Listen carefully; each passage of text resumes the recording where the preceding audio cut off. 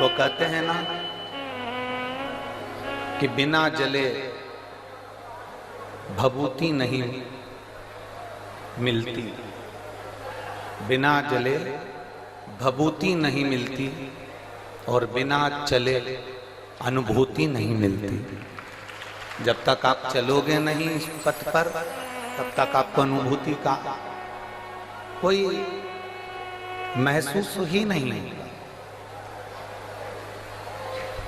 जिस दिन आपने भगवान शंकर के पथ पर चलना प्रारंभ कर दिया, जिस दिन आपने भगवान शंकर को एक लोटा जल समर्पित करना प्रारंभ कर दिया, जिस दिन आपने भगवान शिव की अविरल भक्ति को धारण करना प्रारंभ कर दिया, जिस दिन आपने भगवान शंकर के मूल मंत्र चाहे पंचाक्षर हो नमः शिवाय, चाहे षडाक्षर हो ओम नमः शिवाय या श्री शिवाय नमस्तुभ्यम, किसी भी मंत्र का जाप यदि आप एक लगन से, किसी भी मंत्र का जाप जब आप एक हृदय से, अपने चित्त से, अपने मन से जब करना प्रारंभ कर दोगे तो ये निश्चित है कि तुम उस समय पर अकेले नहीं रहोगे, वो देवता देवाधिदेव महादेव तुम्हारे साथ चल रहे हैं। बिना जले भभूति नहीं मिल सकती। गाय के गोबर को, कंडे को भी जलना पड़ता है तब वो भभूति बन पाता है, लकड़ी को जलना पड़ता है तब वो भभूति बन पाती है, कोई सामग्री को जलना पड़ता है तब जाकर वो भभूति बन पाती है। बिना जले भभूति नहीं मिलती और बिना चले अनुभूति नहीं मिलती। बिना चले आपको अनुभूति का अनुभव नहीं होगा। कई लोग कहते हैं कि हम शंकर भगवान को नहीं मानते, हम शिव जी पर एक लोटा जल नहीं चढ़ाते, हम शंकर भगवान का स्मरण नहीं करते, हम देवी को नहीं मानते, हम देवता को नहीं मानते, हम इसको नहीं मानते, हम राम को नहीं मानते, हम कृष्ण को नहीं मानते। ये दुनिया के लोग हैं जो फालतू की बात कर सकते हैं, क्योंकि उन्होंने अभी इस पथ पर चले नहीं। जिस समय पर एक साधारण मनुष्य इस पथ पर चलना प्रारंभ कर देता है तब उसको मालूम पड़ जाता है कि शंकर का शिव नाम है क्या, श्री शिवाय नमस्तुभ्यम में है क्या, भगवान शंकर की विरल भक्ति में है क्या, भगवान के भजन में है क्या, तब उसको ज्ञात होने लगता है। और तेरी कृपा बिना न हिले एक भी अणु, लेते श्वास तेरी कृपा से तनु तनु, बखान क्या करूं मैं राखों के ढेर का, झपटी भभूत में खजाना कुबेर का, हे गंगाधर मुक्ति द्वार ओमकार तू, भोले ओमकार तू, आयो शरण तिहारी शंभु तार तार तू।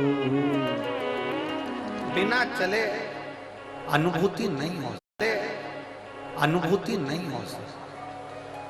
आप इस पथ पर जब चलेंगे, आप जब शंकर जी के मंदिर जाना प्रारंभ करेंगे, आप जब शिव जी को एक लोटा जल चढ़ाना प्रारंभ करेंगे, आप जब भगवान शंकर का गुणगान करना प्रारंभ करेंगे, आप जब भगवान शिव की अविरल भक्ति को धारण करना प्रारंभ करेंगे, आप जब श्री शिवाय नमस्तुभ्यम मंत्र बोलना प्रारंभ करेंगे, आप जब एक बेलपत्री उठाकर भगवान शंकर पर चढ़ी हुई खाना प्रारंभ करेंगे, तब तुम्हें अनुभव होगा कि इस पथ पर चलने का लाभ क्या होता है, भगवान शंकर की भक्ति का लाभ।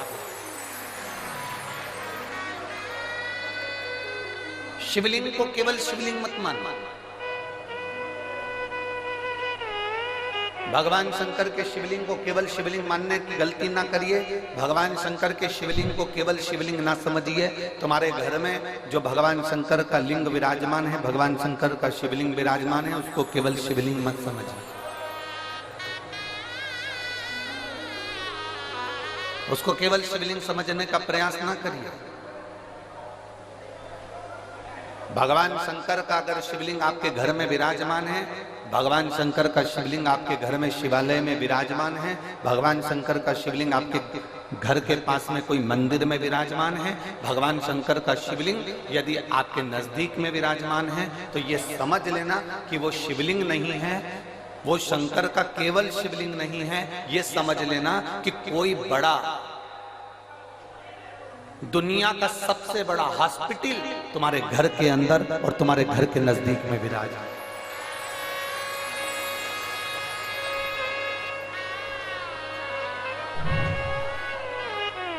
उसको केवल शिवलिंग मत समझिए,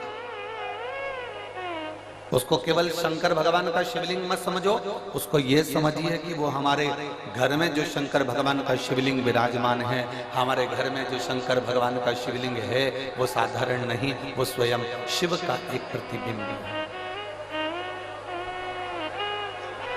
देखिए, आज कथा का विराम दिवस है, हम तो यही कहेंगे, हमने आज तक शिव महापुराण की कथा में जो देखा है, जो हमने अनुभव किया है, वही हम आपको बता रहे हैं कि जैसे मेहमान 15 दिन, 8 दिन, 5 दिन तुम्हारे घर में रहते हैं, वो बच्चों को कुछ नहीं देते, पर मेहमान जब जाने लगते हैं तो अपना पर्स खोलकर अपने घर के बच्चों को जरूर कुछ न कुछ देकर जाते हैं। उसी तरह मेरा देवाधिदेव महादेव कथा का विराम होता है तो कुछ न कुछ देकर जरूर जाते हैं। वीडियो पसंद आया तो हमारे चैनल को लाइक करें, सब्सक्राइब करें। धन्यवाद।